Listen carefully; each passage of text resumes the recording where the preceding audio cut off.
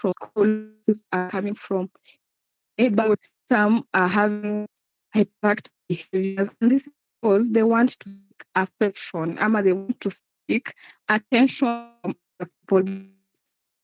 Remember, hakui noticed money, so they tend to find other things ndio watu wanotice, and sometimes tunasema this is just a stage, but we don't know that these kids that be missing this vital from home. Those are some characteristics that show up in children who are experiencing emotion, and also the ones that have studied with. Those are some of the characteristics that adults show zinajionyesha in our adulthood life without knowing. Okay, some they might know, some they might not know. So I want us to talk about the effects of childhood emotional neglect, because you might ask yourself, if someone might go through all these things, kunaweza kuwa na effects kweli? And yes, effects are there. And first of the effects are mental and psychological health. Here you'll find people developing chronic conditions like increased risk for generalized anxiety. Remember, these people, they were never validated. These people, they were never reassured. So you find that they have constant worries about life. These people also tend to develop clinical depression. Remember, they were not taught on how to express their feelings. They were not taught that if you feel sad, talk about it. A problem shared is a half sword. So unapata the problems or the emotions that wamesuppress wakasuppress mpaka their cup ikajaa na their bottle ikajaa na ikapasuka. Okay. Also, they tend to showcase post-traumatic stress disorder, because this is not something that is good.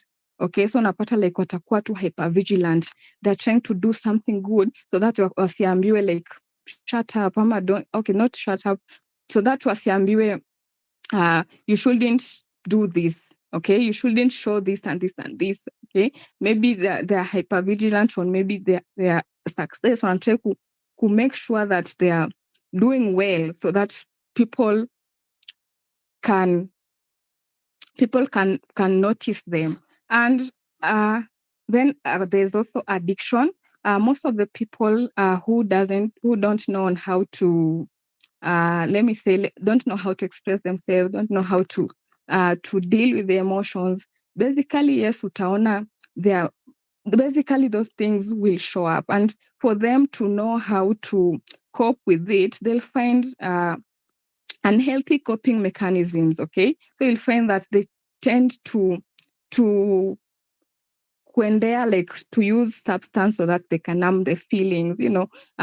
When you use substance, your dopamine inakuwa. So yeah, so they tend to start using substance so that they can numb their feelings. Wengine wanaendea behavioral addiction because it gives a quick dopamine. So unapata like when they go to wakiendea like substance, unapata like wanapata a temporary relief. Wana feel like kumbe nikiwa sad I can do this. Okay, kumbe nikifeel this emotion, I can just take substance. I can just turn to my behavioral addiction, maybe shopping, maybe, eating, maybe gambling. So unapata these effects zinatokea in adulthood.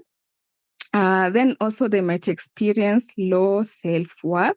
Remember, these people, they were not validated. These people, they were not shown that maybe, unajua, kuna that impact inafanya when you tell a kid you are beautiful. Ama when you tell your kid that you should talk about this and this and this. Okay, so unapata like they feel like they are not worth it. They feel those feelings maybe of shame. They feel that they are not adequate enough. Okay, so also you'll find that they tend to find external validation from people. They tend to find external validation so that from maybe their workplaces. Okay, then there's also emotional dysregulation. So they tend to have difficulty identifying, expressing, or processing their feelings. Okay, so unapata like, remember, nikianza I said, these people, they were not taught on how to identify their emotions. These people, they were not taught on how to identify their feelings. So even wakiwa adults, utapata like they have difficulties in identifying it. So unapata like they can't know that this is anger. They can't name their feelings. They can't express it. They can't process their feelings. And sometimes it leads to feeling empty. It leads to emotional numbness. Then the second effect, relationships and attachment. Okay, so one might know that these are effects, but most of the people don't know that these are effects that zilikuwa zimesababishwa na they are growing up. Okay, so in relationship and attachment, there's attachment issues. I know nowadays you'll find people talking about different attachment styles, and these attachment styles, most of them zimekuwa impacted from our childhood. So you'll find someone may develop an anxious attachment style. Okay, so they try to find a validation in relationship. They try to find validation in people. So like kumbuka, they were not reassured. So they tend to find it. Also, they tend to be avoidant. Okay, so maybe when someone tries to get close, they push them away. Okay, when someone tries to just forming a healthy relationship, they push them away because they think maybe this person akikuja in my life, they will penye tumesema hapo juu, they will know who really I am. Ama when this person, when they come into my life, what cause maybe the same pain that was caused with my parents. Also, they tend to have disorganized attachment styles. And in relationship attachment, there's also fear of intimacy. So they tend to keep people at a distance. They have trouble or struggle to trust others. And they also unapatanga to like kuna those patterns unapata like every now and then they tend to seek out emotionally unavailable partners. And then there's also a people-pleasing tendency. So they tend to basically to ignore their own boundaries. They need to please other people. They prioritize other people's needs. They forget even to comfort themselves. So they tend to comfort other people. And remember, I told you hapo juu, like these people are doing this so that other people won't feel that same feeling. That's one reason. So they are people pleasing. Wanataka people to get that love so that wasifeel hiyo feeling yenye hao walikuwa na feel while growing up. Also, maybe they do this so that they can be seen, so that they can be validated, so that they can, such. Then there's behavioral and professional effects or challenges. Okay, so where you find they are hyper independent. Maybe when they have certain struggles, they don't ask for help. They believe that they can do this alone. Okay, and also they tend to overachieve so that they wazibe ile feeling and they are feeling that it's inadequate. So you'll find maybe in workplaces, you'll find that they are doing the most so that they can achieve the most, so that they can be promoted and be up there, so that they won't feel that I'm inadequate, so that they can feel that void. Then the last effect, long-term physical impact. Okay, so research, it has shown that childhood emotional neglect, it reduces life expectancy. Okay, because people that have undergone this experience, You didn't they are linked cover perfectionism. It's very important. Oh, I did. Oh, you did. Yeah. Thank you, Munira. So, as I was saying, research has shown that people who have undergone childhood emotional neglect, they are vulnerable to major physical illness like artery disease, stroke, type 2 disease, diabetes, because these people remember they can't talk about their feelings. These people remember they keep suppressing the emotions. And we always say trauma always keep a score. So it might not show now, its effects might show later, okay? And in this utapata, like, yes, they have these physical health impacts, and also it shows that they can also have treatment resistant, where it will be hard to treat some other medical conditions or psychological conditions. And because it has happened when wajitoka wakiwa wana grow, so unapata this imekuwa ndani yao mpaka some of the diseases or some of the medical conditions won't be able to be treated. So I know you might have experienced some of the effects. Maybe you might struggle, Kitambo. Maybe you had struggled with some of the effects. Maybe a sense of emptiness. Maybe you have struggled with severe perfectionism. Maybe you have struggled with hyperindependency without even knowing. Okay, without even knowing that. Is this normal? Maybe you've ushaifika mahali ukajiuliza, is this normal? Do other people feel this way? Okay, do other people get maybe experience what I'm feeling? Okay, so before I go to my last thing, I want to say that Jukama, I said it when I was starting, but our childhood basically is our foundation to our adulthood life.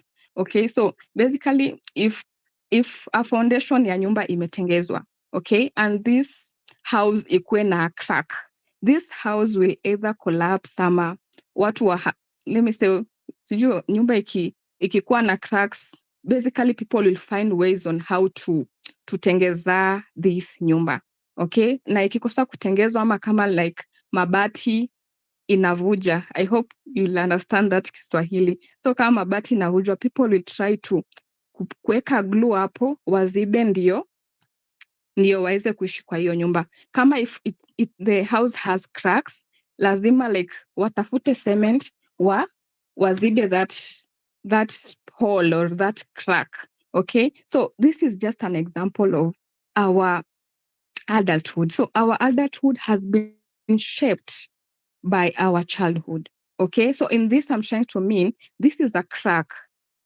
This is a crack yenye iko, and for us to have a healthier life, for us to have a healthy emotional maybe relationship, we need to fix that crack. We need to fix hiyo shimo yenye iko hapo juu. But without fixing it, basically these challenges will show in our life. Basically these effects will show in our life. So we need to fix it. And that's where I come to my most paramount area, because already tushakula ng'ombe mzima, now lazima tumalizie hii mkia. So how to heal from emotional neglect? How can we be able to fix that crack yenye imekoziwa na our childhood?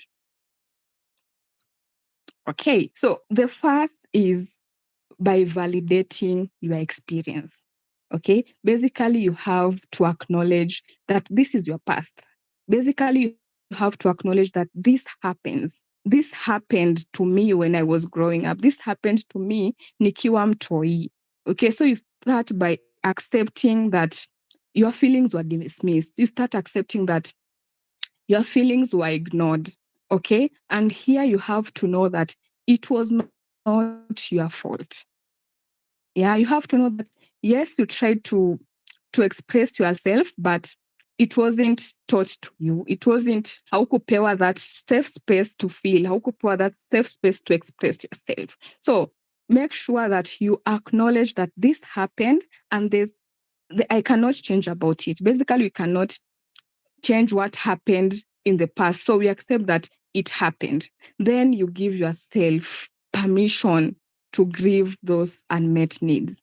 Yeah, so unajipea permission, you grieve them. Unaanza those stages pole pole, because at first someone anakuanga in denial, then unakuwa na hasira, unakuwa angry, so unajipea that time pole pole tu to grieve all those unmet needs zenye haukuweza kureceive while growing up. Then we also stop blaming ourselves. Okay, stop blaming on things that maybe you are not in control back then. Okay, so recognize that these emotions and needs are normal, because most of the time unapata like someone tend to say, it's not normal to feel sad. It's not, so start telling yourself that these emotional needs are normal. Okay, this feeling sadness, this feeling anger, this feeling feelings of overwhelm, this feeling of also excitement, they are normal. We are all human beings, because I also feel these feelings, so you start recognizing that it's normal to feel, because you are a human being. Then after you have acknowledged your past, after you have done all that, start developing emotional awareness. Okay, start learning to name your feelings, because I know while growing up, we were taught on how to numb it out. You are told that you are a boy, you shouldn't cry. Boys don't show this and this and this. You are a big girl, don't do this and this and this. Okay, but now start naming your feelings. Okay, so maybe whenever you feel that I'm sad, say, yes, I'm sad. Okay, I'm angry. Yes, I'm angry today. Maybe I'm happy, because also happiness is an emotion. Name it. I'm happy. Okay, so maybe whenever you feel a certain emotion that maybe it's not comfortable, just name it and pause. Pause so that you can know what this feeling is. Okay, then because we usually say, okay, let me give this an example. We usually, as therapists, we usually tell people to sit with the emotions. Okay, I know it's difficult and it's very terrible to tell someone to sit with the emotions, but there's a reason why we are telling people to sit there with the emotions, because when I'm sad, then niambiwe like sit with the emotions, I wouldn't want to feel sad. Naweza taka ni feel happy haraka. But when we say sit with the emotions, it helps, because it helps someone to know what has triggered them. And we usually say emotions mostly last for 90 seconds. Maybe if you give it time for 90 seconds, after 90 seconds, mostly utapata that emotion kuna impact imefanya. Utapata either imepungua, okay? But they usually say that if you give your emotions 90 seconds to feel, to sit with it, there'll be an impact after that. Okay, so let's also learn to sit. Let me tell you, let's also learn to sit with our emotions. Give ourselves time to feel that emotions, because when you feel it, you will know the trigger. You'll know nini imefanya hivi. And when you start naming your feelings, you should know what triggers that feeling. Okay, maybe nikikuwa sad, na kuanga sad juu this and this may happen. Okay, and we can also embrace emotion journaling.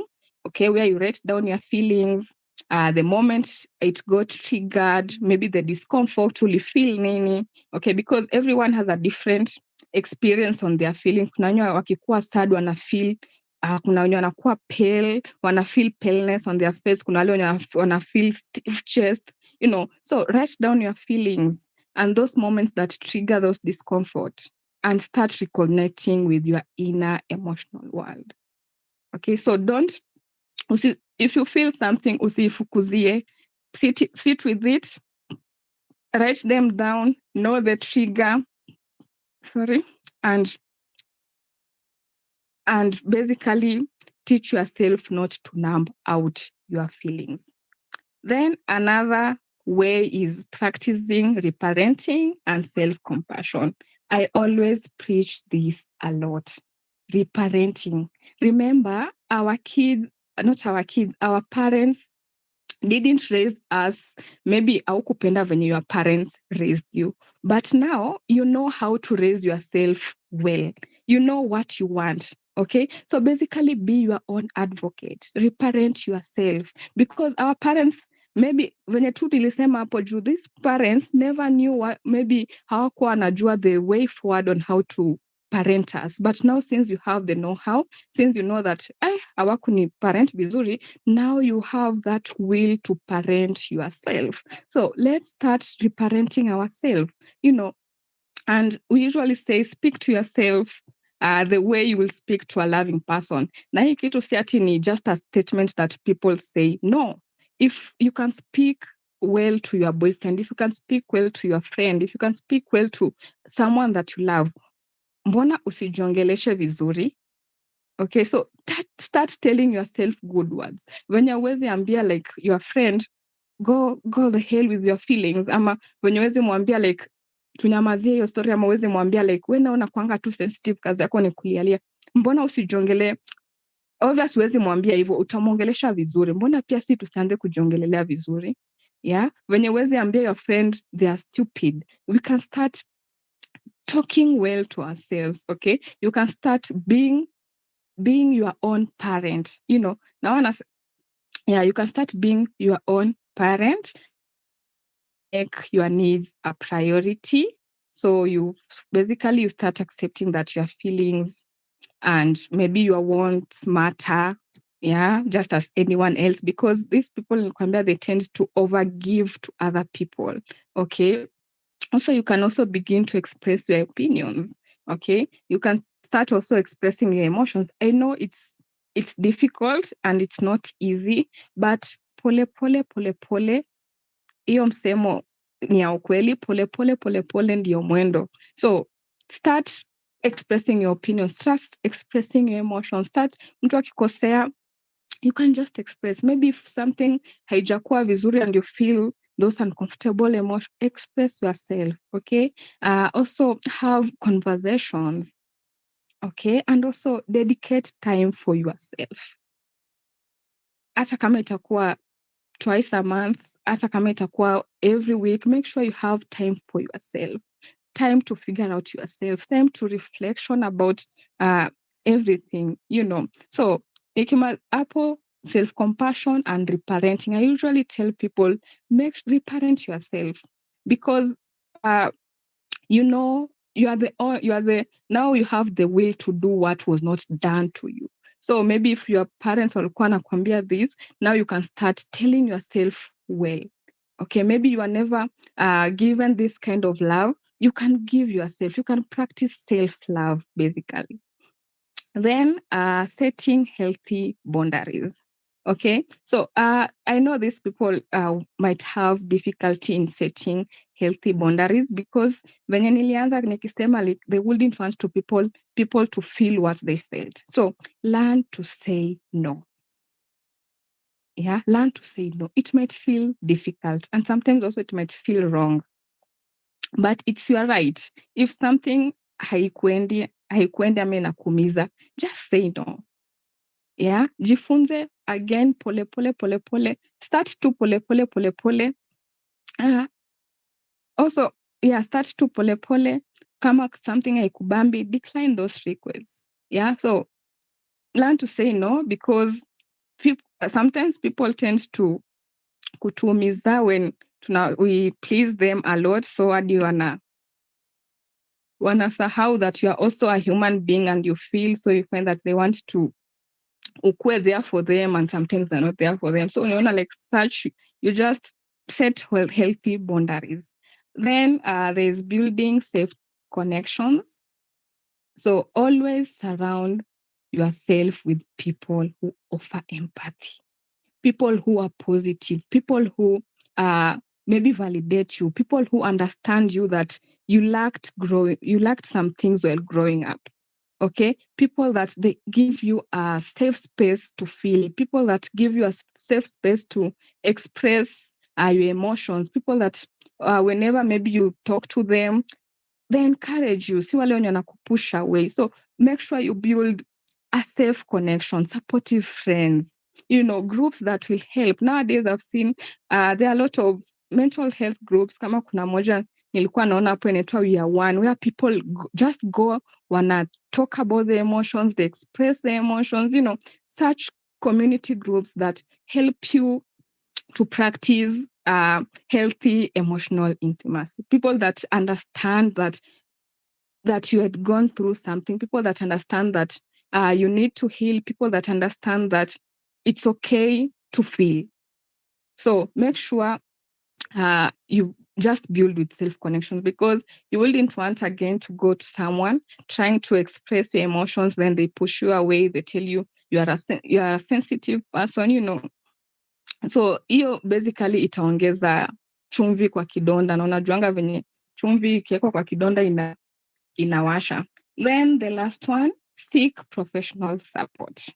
When I talk about professional support, basically I mean you can seek therapy, counseling. Nowadays, you find them, at least our government is trying to find them in hospitals. Some have started their own thing in different, you Google, you find them near you. Yeah, so seek professional support. Yes, people sometimes fear therapy because it might unleash some things that you don't know, some difficult things that you don't want to express about, but it's the right way to go. Okay, so when you go to therapy, you might delve deeper, like you might know different things that you didn't know that you went through while growing up. Okay, because I started saying by our childhood is our foundation. And if there's that crack, basically, if there's a crack, many cracks in a house, it will fall. So at least when you seek therapy, you'll be able to be shown the way. Therapists will guide you on the journey on how to, on self-discovery. They will also psychoeducate you on emotional regulation. Also they'll help you to heal from this trauma. So nikimalizia, I want to say that it's okay to feel. It's okay to have emotions. It's okay that you went through that, because now you know that it wasn't healthy. It's okay that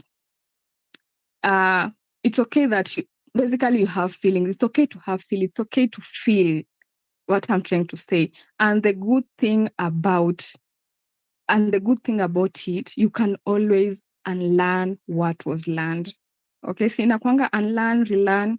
Okay, that way. So what was learned can always be unlearned. So give yourself time. Nasemanga kuheal ni process. It's not a competition. So give yourself time to heal. Give yourself time to feel. Give yourself time to grieve all what you went through. So because now you are the pilot of, let me say, your own ship, and you have that will to reparent, you have that will to basically to self-discover and to choose the healthier ways on how to express your emotions, on how to express your needs, on how to basically to know on how to regulate your emotions. So thank you very much. Back to you, Stephanie.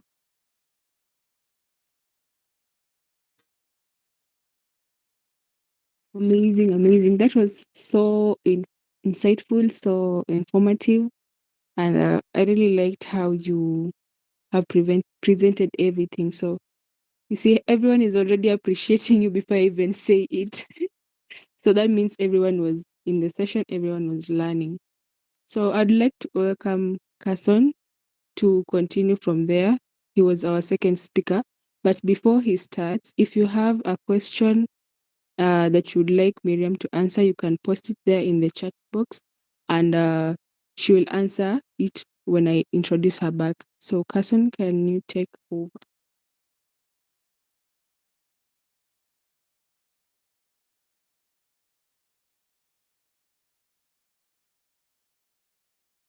Hi everyone. Kindly give me 5 minutes. I finalize on something. Please keep the questions coming. You can text them in the chat so that our first speaker will get to respond to them once I'm done. So keep the questions coming. Okay, as you wait for him, if you feel you'd like to maybe ask it through speaking it out rather than typing it, you can raise your hand and then I'll select you.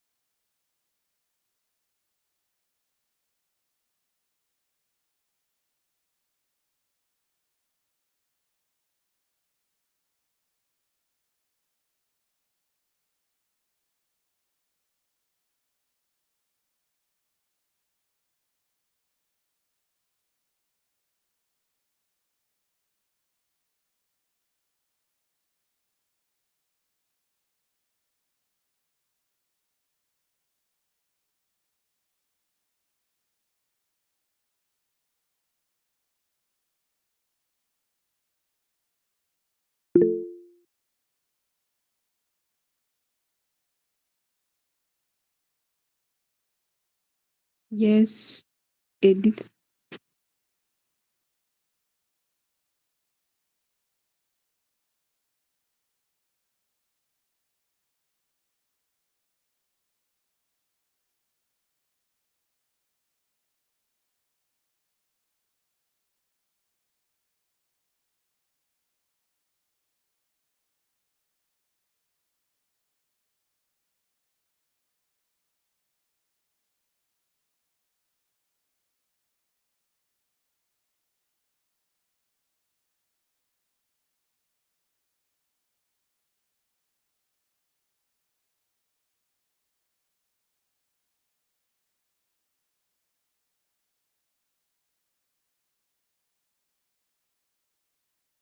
Aiden, you can unmute and ask your question.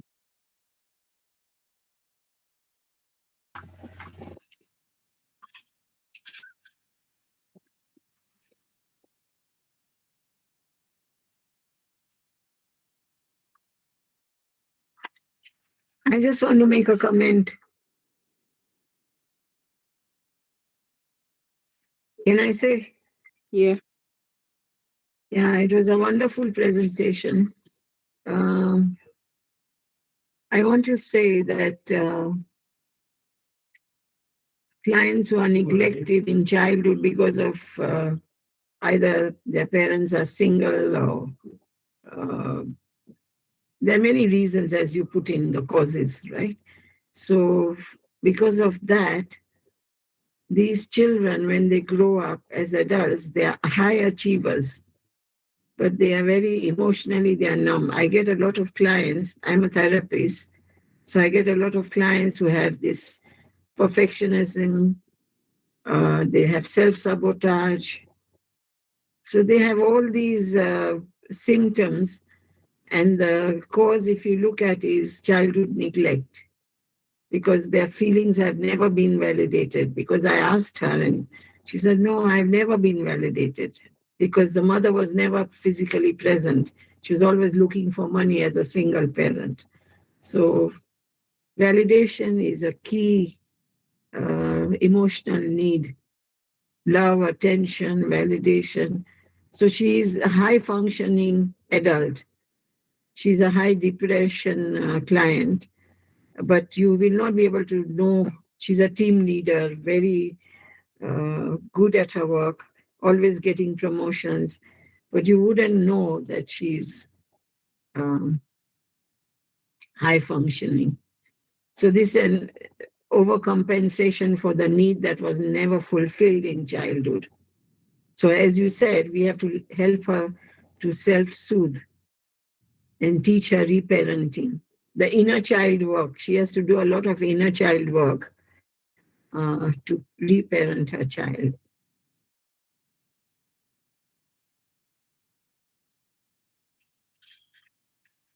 Because she's more a fixer right now. She fixes a lot of things rather than comforts, others or herself. She's not able to comfort herself because nobody has comforted her. So there's a lot of shame and guilt. So she's just come to me for therapy only for that reason. Because she said, yes, the other reason she came is she's got a Muzungu partner and she's withdrawn from that Muzungu partner recently. So she said, I thought that was not usual. And that's why she's come to me, although she's high functioning. Thank you.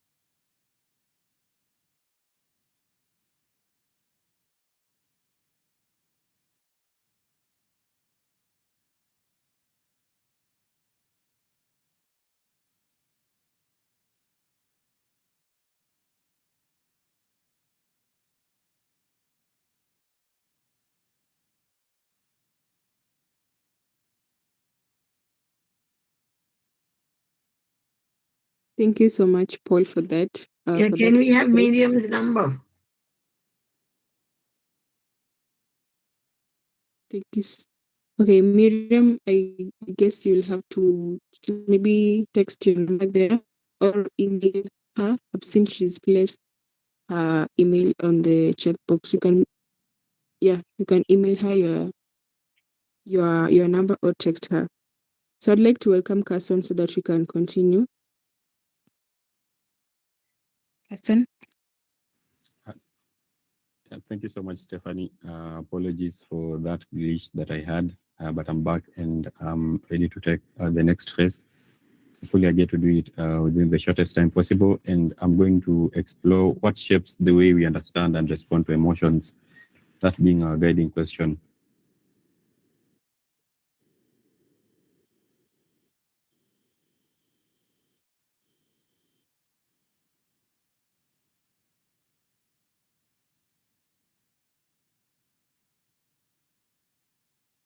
So I'd like first to start with the emotional neglect often equates to the absence of emotional mirroring. And what do I mean by this? When you talk about emotional neglect, most people immediately think nothing bad happened to me. So how could neglect apply? But psychologically, neglect is not just about the harmful actions. It's also about the absence of the attunement. And this is just a concept from the attachment theory. And it simply means that the caregiver's ability to notice, interpret, and respond to a child's internal emotional states. So when a child is upset, excited, confused, attunement is someone seeing that and meeting it the way it is. And when that doesn't happen consistently, something very important is missing, even if everything else looked fine on the outside. Now here is where it gets deeper. There is a concept in psychology called mirroring, which comes from the developmental theories. A child actually learns how they are internally by seeing the emotions reflected back to them. For example, when a child is overwhelmed and the caregiver responds with, "I see you're upset," and that makes sense, the child begins to connect sensation to emotion to meaning. But if that mirroring does not happen, the child's inner world goes what we call the unmirrored aspect. It's not that the child has no emotions, it's that they don't have a clear map of what those emotions are and what to do with them. And what does this often lead to? The child grows up without a clear map of their own emotions because no one helped them label or validate them. And over time, the brain adapts to this through neuroplasticity. The brain wires itself based on the repeated experiences. For instance, if emotions are not acknowledged, the brain doesn't prioritize emotional awareness. It may even start to downplay or suppress it. This is why later in life, someone might say, "I don't even know what I feel," or "I only realize I'm overwhelmed when it's too late." And it's not a personal failure. Sometimes this is just a developmental gap. And the system simply wasn't trained to recognize and process emotions in real time. So what do we need to do differently, especially moving forward? We should shift and start with a very simple aspect. The power of reframing the emotions. Emotions are signals and not problems to fix. Whether it's in ourselves or in our children, the goal is not to shut emotions down, but to understand that they are communicating. Practically looks like building the habit of noticing and naming them, pausing to say, "What am I feeling right now?" or telling a child, "You seem frustrated." That small act can actually begin to rebuild the attunement aspect. And over time, it creates something many people didn't get growing up, a clear, safe relationship with their own inner world.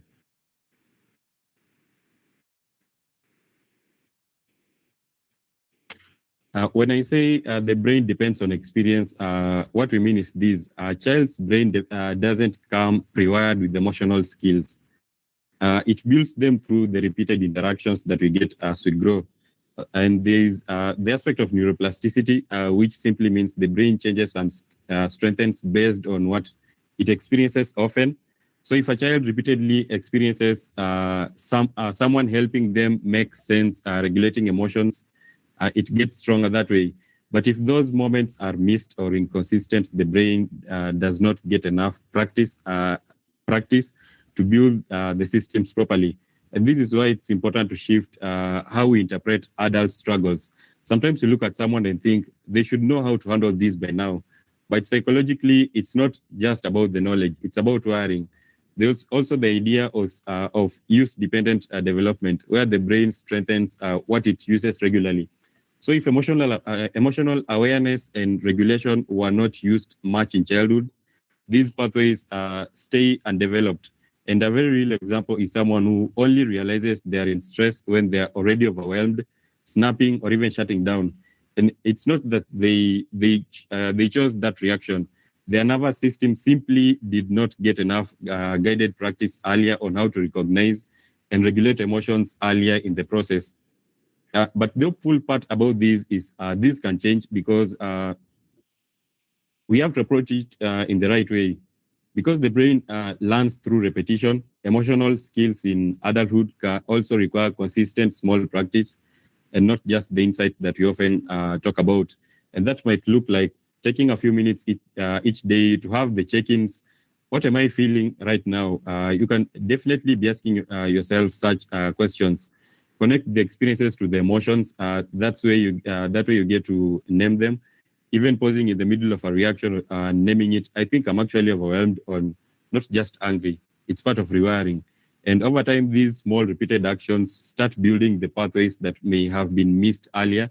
So the message is it's not too late to rewire the brain because just as we've talked about neuroplasticity, the development aspect of the brain keeps growing each and every time based on the practice that we do. It's also not an instant thing. It takes time, and that's why the consistency matters. Just like it takes time to learn a new language, it takes repetition and build emotional awareness and regulation.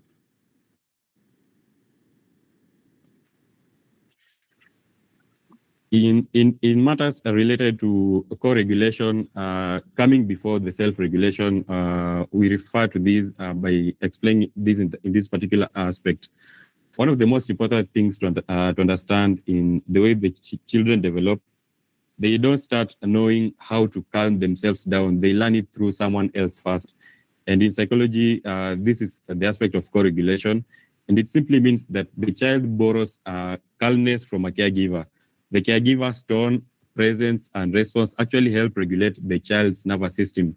So when a child is overwhelmed and an adult stays calm, speaks gently, and helps them make sense of what is happening at that particular point, the child's body begins to settle. And over time, through repetition, that external support becomes internal, and now they can do it on their own. And that's what we later call self-regulation.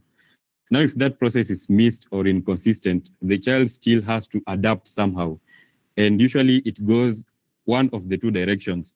Some children learn to shut emotions down because they had no one to help them handle those feelings. If feels safer not to feel them fully, and others become easily overwhelmed because the emotions come up, but there is no system in place to regulate them. You might see these later in adults who either say, I don't really feel much, or the opposite. When I feel something, it's too intense or maybe very hard to control. Both are different outcomes of the same missing piece. They had to manage emotions without the support before they were ready. And so what does that mean that we need to do differently? With children, the key shift is moving from go deal with it to I'll stay with you through it, because that doesn't mean agreeing with every behavior they bring on board, but it means not withdrawing emotionally, but the child is struggling. Simple things go a long way in building that internal regulation over time. And for adults, it's about recognizing that regulation is not always a solo process. We still benefit from safe relationships when we can talk things through and feel understood in a way. Healing often looks like finally getting the core regulation we didn't receive earlier and using it to build our own capacity to regulate.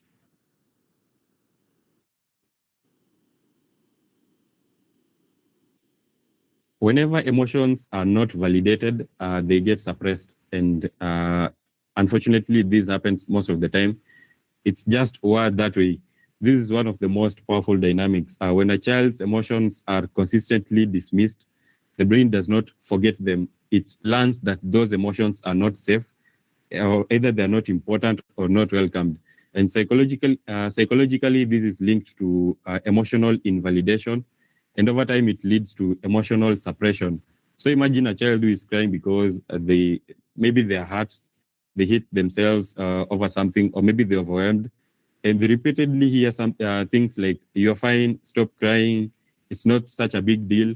What the brain encodes is not just that particular moment. It's also the pattern of these words. When I feel this, I should not express it because they've been told they're fine. They've been told it's not such a big deal.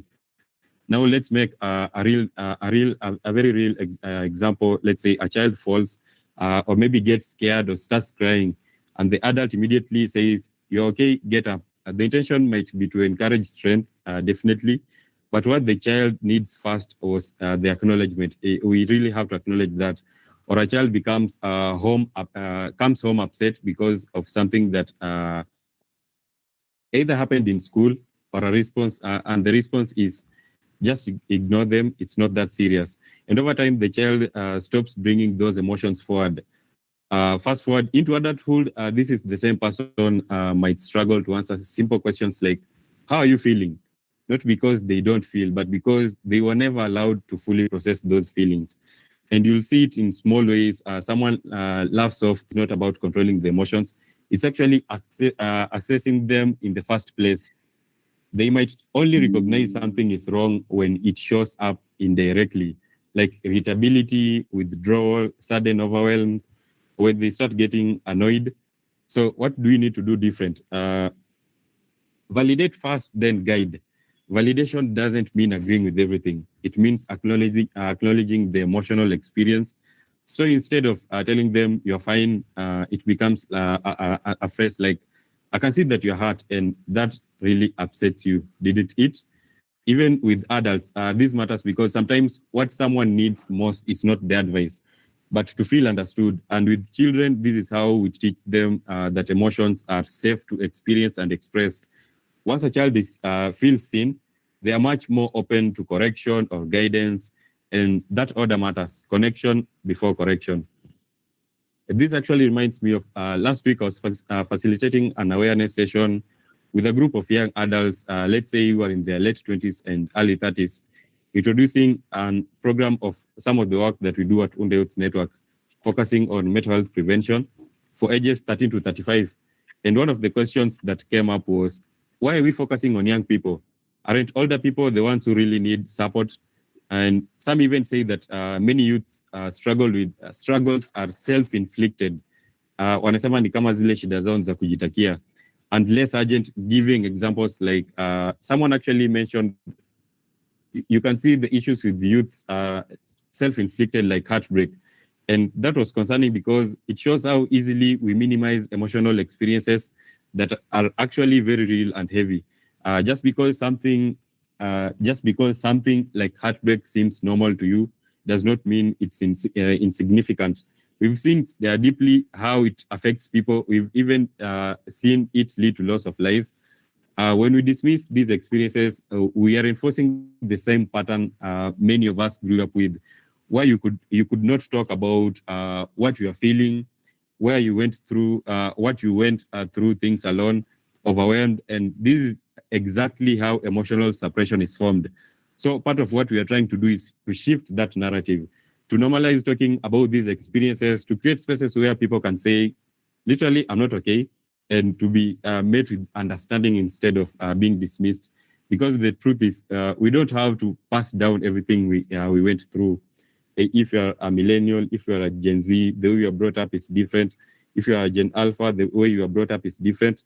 But the truth is, we don't have to pass down everything that we went through. We can be the generation that begins to do things differently.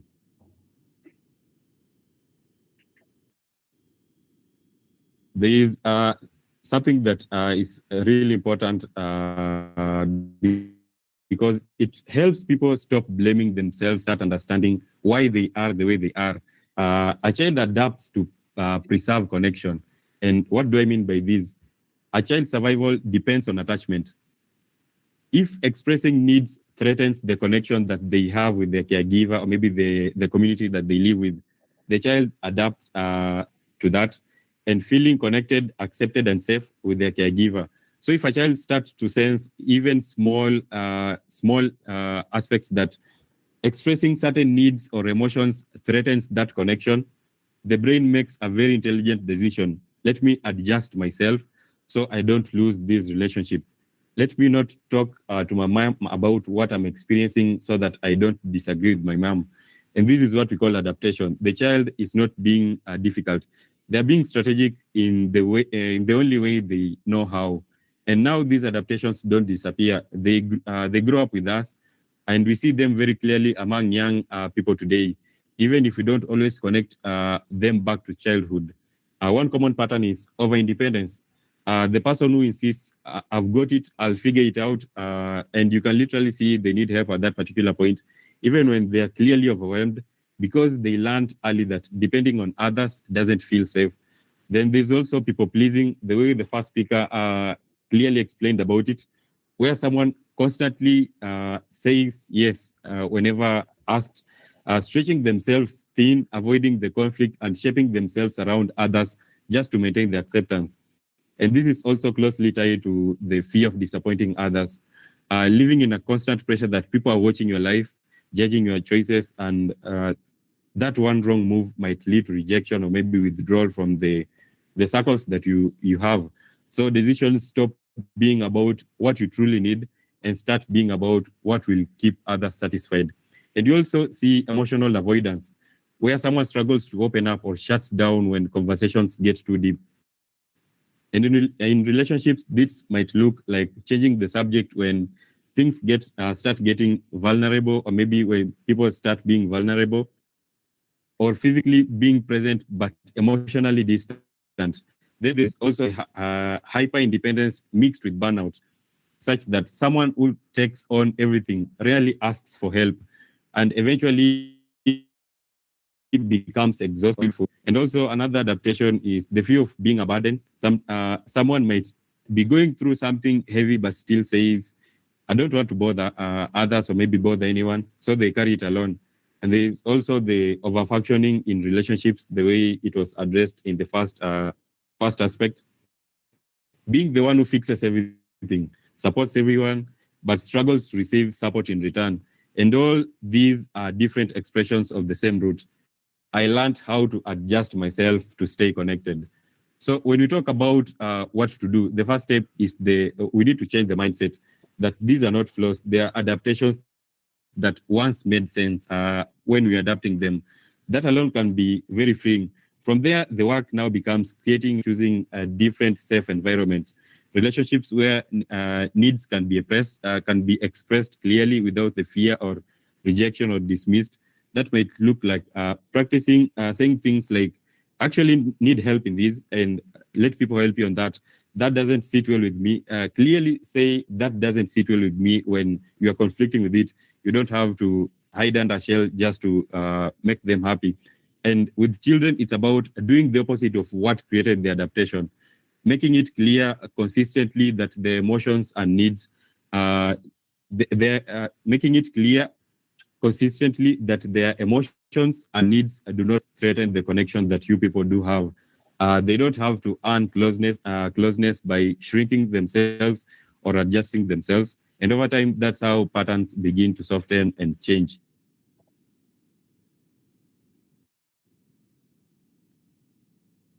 Emotional skills are modeled, and if caregivers didn't express or manage emotions openly, then the child has no template to follow. A useful way to understand this, children don't just learn from what we tell them. They learn from what they see repeated in front of them. So if emotional expression was never modeled, the child grows up without a clear template of how emotions are handled.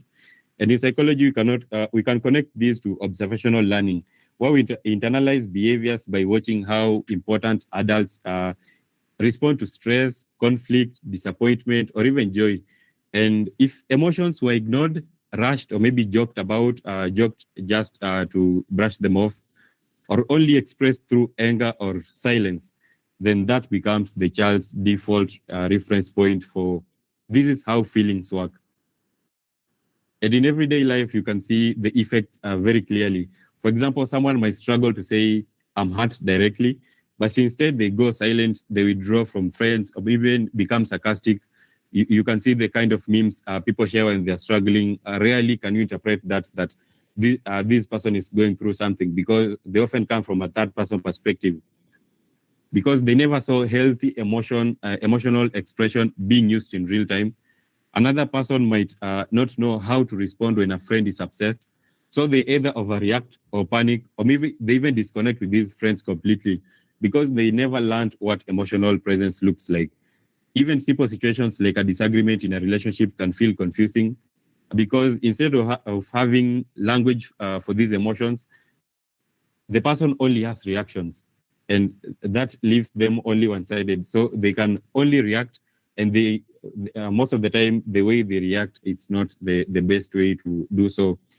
And this is also where we see real confusion show up in adulthood, especially among young people navigating friendships, work pressure, relationships. Someone might feel overwhelmed, but only know how to say, I'm fine. They might shut down completely because they don't have the words for what is happening internally. And on the other side, they may also struggle when someone else is emotional, or either trying to fix everything immediately or avoiding the situation entirely, because they were never shown how to sit with emotions in a calm and a steady way. So what do you need to do different? Make emotions visible and verbal. That means modeling simple emotional language in everyday life, not just during the big moments, maybe during the big challenges that we have. Saying things like, I feel stressed, so I need a moment, or that was hard for me because I felt unheard, gives others a working script. We also teach children and even ourselves basic emotional phrases like, I feel, I need, or maybe that was difficult because, then give a reason for that.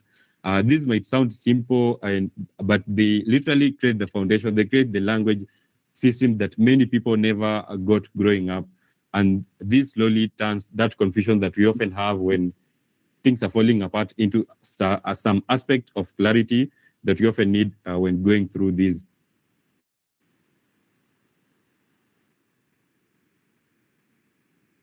When emotional experiences are consistently unsafe, unpredictable, or simply not responded to, the body doesn't just remember them psychologically, it adapts biologically. And this is where the nervous system comes in.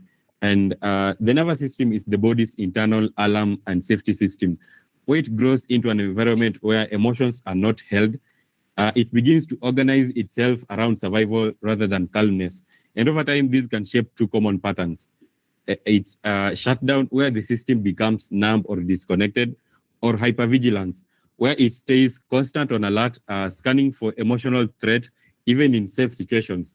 And in everyday adult life, these patterns are very visible once you know what to look for. Shutdown can show up as someone saying, I don't feel much, or even or feeling emotionally flat, even in situations that should normally bring joy or sadness. It can also look like withdrawing during conflict, or maybe going silent, or mentally checking out when things become overwhelming. And on the other side, hypervigilance shows up as overthinking conversations, reading too deeply into the tone changes, difficulty relaxing in relationships, or even constantly feeling like something wrong even when nothing clearly is happening. And in both cases, the reaction feels automatic, almost like the body is responding before the person has to think about it. And the most important thing is to understand that these are not random personality traits. They are not personality traits that people are born with. They are nervous system adaptations, and the body learned either to shut down to protect itself from overwhelm, or to stay alert to avoid emotional danger. And that's why people often say, I don't know why I reacted this way. It just happened.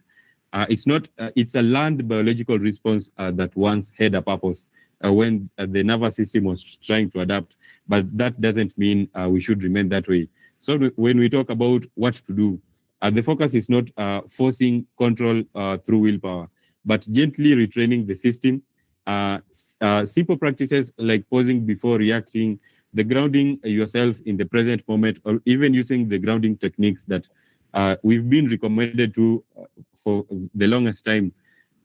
Most of the time, these are usually the signals to the nervous system that it's now safe to process whatever you're going through. And importantly, this is why regulation is not just psychological, but it's often biological training over time.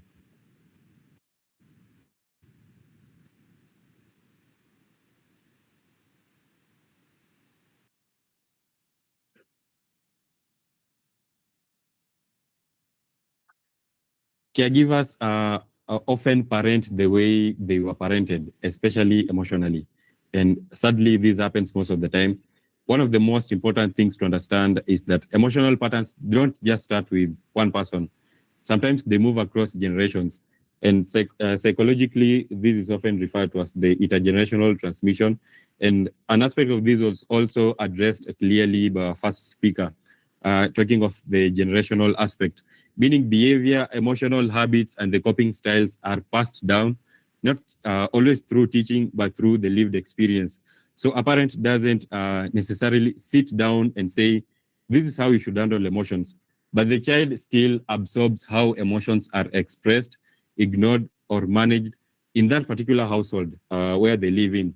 If we look across generations, you can start to see how these plays out differently. Many from the older generations, like Gen X, and even some millennials' parents, grew up in environments where emotional expression was not encouraged. And the focus was often on discipline, survival, and being strong. So emotions were either minimized or expressed indirectly through silence or anger. And then we have the millennials, many of whom grew up in that transmission. Some experienced emotional neglect, while also being the first to begin questioning it and trying to do better with their own children. And now with the Gen Z, we see a generation that is far more emotionally aware and language rich around mental health, but still deeply affected by what they inherited. For example, a Gen Z young adult might openly say they are anxious or maybe they're overwhelmed, but they still struggle to actually regulate those emotions because the modeling was not always there while they are growing up. And with the Gen Alpha, we're already seeing a shift where emotional language is more normalized in schools and media, but the consistency at school still determines whether those skills actually develop or not. For the Gen Alpha, we're already seeing that shift. Mark this right. The shift is there. The shift is there because they are getting this from the Gen Z who are aware about mental health, and they really are passionate about it. The shift where emotional language is more normalized in schools. Currently, the conversations about that, they are getting into the space, but the consistency at home, where they still go back after they are from school, still determines whether those skills that they've learned actually develop or not. And because of this, the emotional neglect often continues, not because people want to repeat it, but because it feels familiar. A parent who was never asked, how do you feel, may not naturally know how to ask their child that particular question. So the cycle continues quietly. Children grow up, become adults, and repeat the same, repeat what they experienced, even when they consciously want something different. And this is why it's not about blaming any generation, but recognizing the patterns that were never interrupted. In the month of March, the UMV podcast, we had a very interesting episode where we hosted a teenage parent as a guest. And what stood out in that conversation was how openly he reflected on the shifts in parenting approaches compared to what many of us grew up with. And he shared what he consciously chooses to do differently with his own kids, especially around emotional presence, the aspect of communication and responsiveness. And listening to him really painted a clear picture of what intentional, emotionally aware parenting looks like in practice. And it challenged many of the assumptions we often carry about parenting being purely disciplinary. It was a reminder that that change is already happening in some places, and it gives us a living example of what breaking cycles can actually look like. I'll get to share the link to that particular episode when I'm done with this. I'll share the link in the chat. So the shift we invite is one of awareness and not to blame. Once you see the pattern, you can interrupt it. Let's start asking ourselves, what did I not receive emotionally that now I want to give that? That question alone begins to break the cycle. It helps a millennial parent, a Gen Z caregiver, or anyone in the family system start parenting or relating more intentionally rather than automatically repeating what was passed down. And when a person's emotional experiences are consistently met with acceptance rather than rejection, the brain begins to associate relationships with safety. And this is what we refer to as emotional safety. And over time, it develops into what psychologists refer to as psychological safety.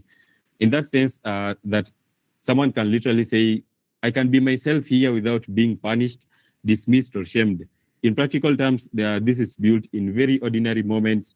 A child expressing frustration or being heard instead of being shut down, or an adult sharing something difficult and being met with calm rather than the immediate judgment or the correction of it, just as we explained earlier. When this kind of environment is present, you begin to see very different outcomes in how people relate.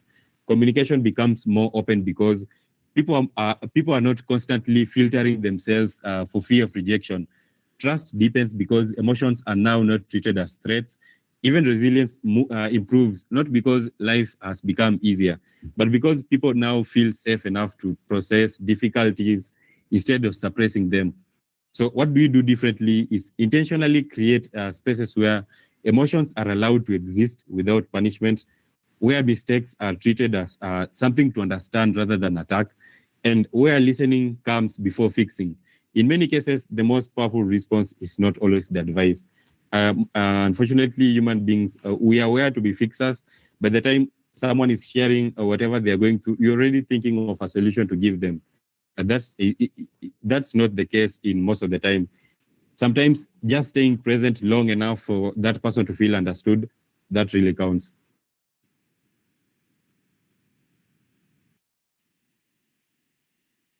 As I proceed to almost coming to the end, I thought about the aspect of repair matters more than perfection, and the aspect of perfectionism was also addressed by the first speaker.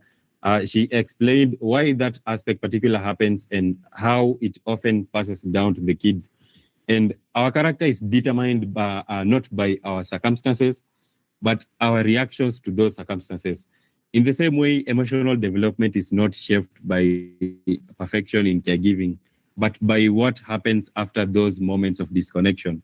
No caregiver is perfect. There will be moments of misunderstanding, impatience, emotional distance between the caregiver and the child. And what actually matters most for the child's development is whether those moments are repaired. Repair is what teaches the child that relationships are not fragile things that break permanently, but they are living systems that can be restored even after the tension that they might have gone through. And when repair happens, this happens consistently. These children learn something very important, that conflicts do not mean abandonment, and that emotional rupture does not mean the relationship is over. But for example, a caregiver who says, I raised my voice earlier and I'm sorry about that. Let's try that again. That does not mean that that particular caregiver is weakening the authority. They are building emotional safety. And over time, this teaches children how to navigate their own relationships with accountability, humility, and resilience. So the emphasis is not on being perfect entirely, but being consistent in returning, reconnecting, and restoring when we have those disconnections.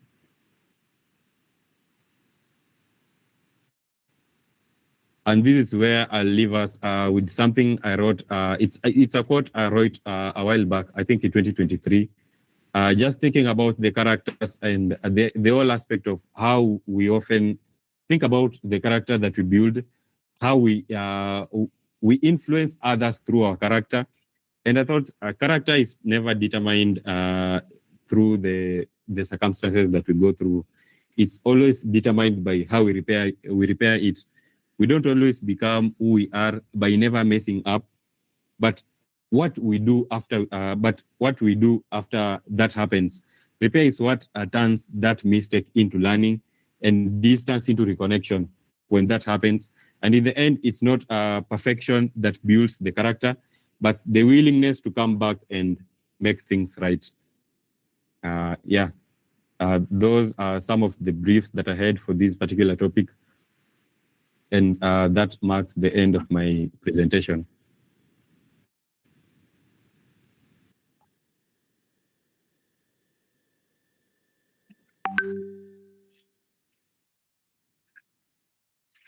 Thank you so much, Kasan, for that.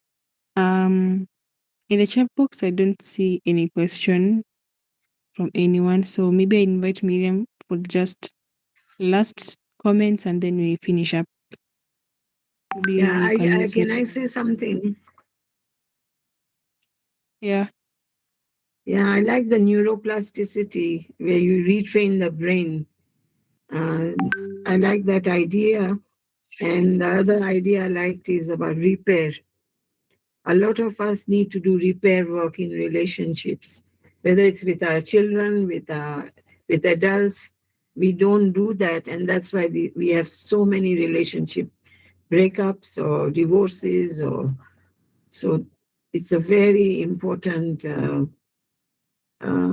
what should I say, word that you've mentioned, and it needs to be brought to the forefront because most of us are not ready to say sorry.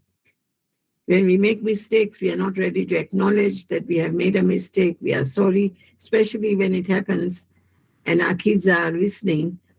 They will learn from us. So it's important to do it in front of kids and tell them that, look, I'm sorry, I've made a mistake. And they learn that, look, even dad is vulnerable. He can make mistakes. So I like those two ideas.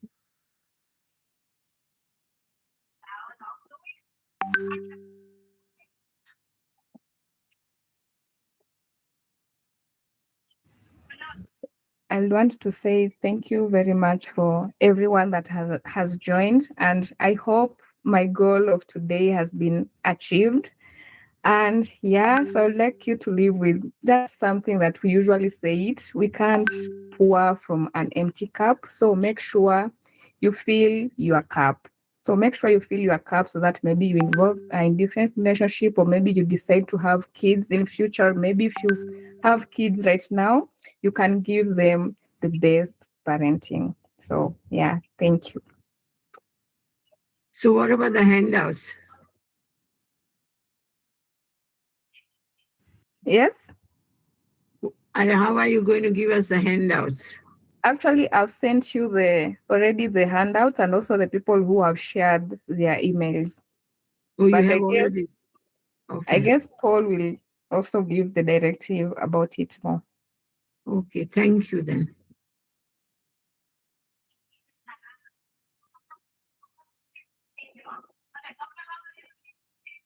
Paul, do you have anything to add? Well,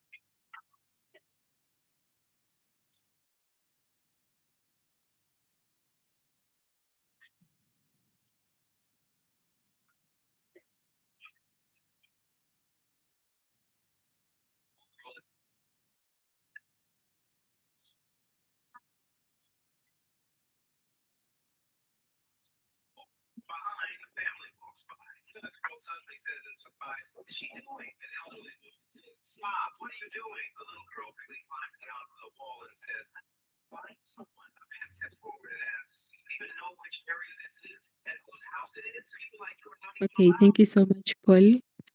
Being that I don't think there's someone else who has a question, I guess you can end it there.